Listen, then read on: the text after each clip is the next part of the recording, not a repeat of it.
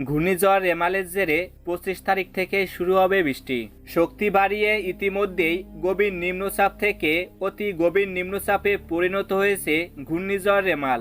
আবহাওয়া দপ্তরের তরফে পাওয়া খবর অনুযায়ী রেমালের সর্বোচ্চ গতিবেগ হতে পারে ১৩০ কিলোমিটার। এর ফলে দীঘা সহ পশ্চিমবঙ্গের বিভিন্ন উপকূলবর্তী এলাকায় সমুদ্রের বাঁধ ভাঙার আশঙ্কাও রয়েছে। তবে সবচেয়ে বেশি ক্ষতির আশঙ্কা রয়েছে দক্ষিণ ২৪ পরগনার উপকূল এলাকায়।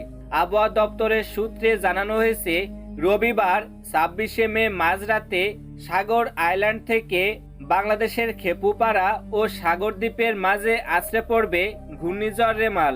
এই ঘূর্ণিঝড়ের ফলে দুর্যোগের আশঙ্কা সুন্দরবনের উপকূলবর্তী এলাকাগুলোতেও।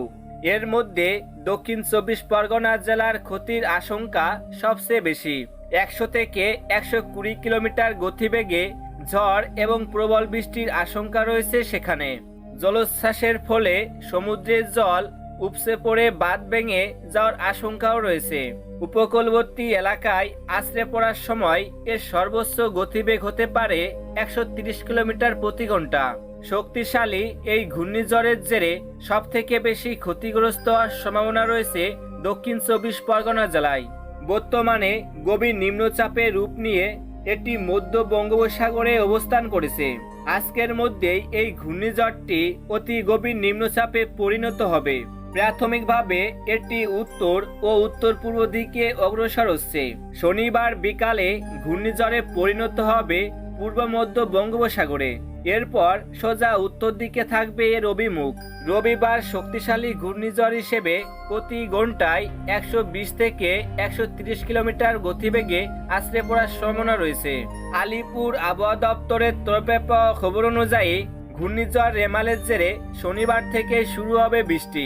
দক্ষিণবঙ্গে দুর্যোগপূর্ণ আবহাওয়া থাকবে রবি এবং সোমবারে। শনিবার পূর্ব মেদিনীপুর, উত্তর ও দক্ষিণ ২৪ পরগনা এই ৩ জেলাতে ভারী বৃষ্টির সতর্কতা জারি করা হয়েছে।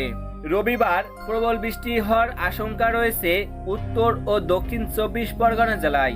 ২০০ মিলিমিটারের বেশি বৃষ্টিপাত হওয়ার সম্ভাবনা ২-১ জায়গায়। কলকাতা, হাওড়া, হুগলি, নদিয়া এবং পূর্ব মেদিনীপুরে ২০০ মিলিমিটার পর্যন্ত বৃষ্টি হওয়ার সম্ভাবনা রয়েছে। ১০০ মিলিমিটার পর্যন্ত বৃষ্টি হতে পারে পশ্চিম মেদিনীপুর ও পূর্ব বর্ধমানে। সোমবার ২০০ মিলিমিটার পর্যন্ত বৃষ্টি হতে পারে কলকাতা, উত্তর ও দক্ষিণ ২৪ পরগনা, হাওড়া, হুগলি, নদিয়া এবং মুর্শিদাবাদ জেলায়। ১০০ মিলিমিটার পর্যন্ত বৃষ্টি হতে পারে পূর্ব ও পশ্চিম মেদিনীপুর এবং বীরভূম জেলায়। তবে দক্ষিণ ২৪ পরগনা জেলায় দুর্যোগ সবচেয়ে বেশি বাড়তে পারে। জোড়ো হওয়ার সঙ্গে হবে প্রবল বৃষ্টি। দক্ষিণ ২৪ পরগনা জেলাতে ১০০ থেকে ১২০ কিলোমিটার পর্যন্ত দমকা জোড়ো বাতাস বইতে পারে।